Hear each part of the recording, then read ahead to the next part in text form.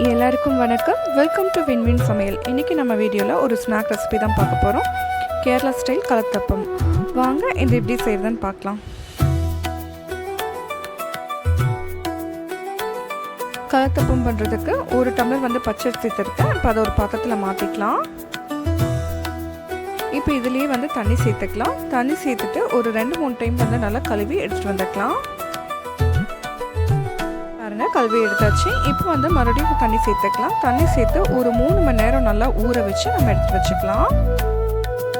இப்போ 3 மணி நேரம் ஆயிடுச்சு. ஓப்பன் பண்ணி பார்க்கலாம். பாருங்கள், அரிசி நல்லா ஊறிடுச்சு. இப்போ தண்ணியெல்லாம் வடிகட்டிட்டு நம்ம அரிசி மிக்ஸி ஜாரில் சேர்த்துக்கலாம்.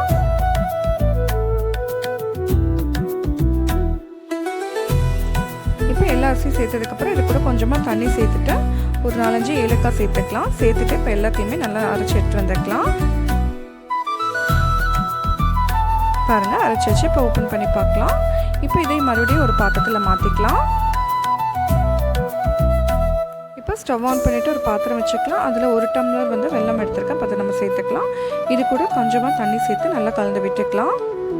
வெல்லம் நல்லா கரைஞ்சதுக்கப்புறம் நம்ம இதை வடிகட்டி எடுத்துக்கலாம்.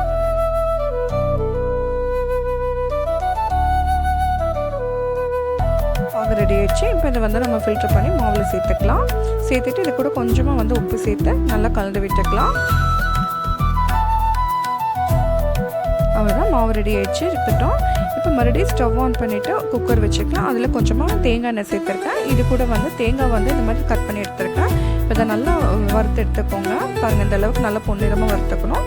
இப்போ நம்ம கரைச்சி வச்சுருந்த மாவு இதில் சேர்த்துக்கலாம்.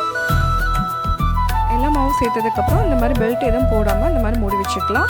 சிம்லேயே ஒரு 10லேருந்து ஒரு 15 நிமிஷம் வரைக்கும் இருக்கட்டும். இப்போ 15 நிமிஷம் ஆயிடுச்சு. ஓப்பன் பண்ணி பார்க்கலாம்.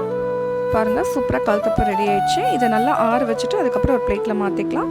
நீங்களும் கண்டிப்பாக உங்கள் வீட்டில் இதே மாதிரி ட்ரை பண்ணி பாருங்கள். இந்த வீடியோ பிடிச்சிருந்தால் லைக் பண்ணுங்கள், ஷேர் பண்ணுங்கள். வின்வின் சமையலுக்கு சப்ஸ்கிரைப் பண்ணுங்கள். தேங்க்ஸ் ஃபார் வாட்சிங்.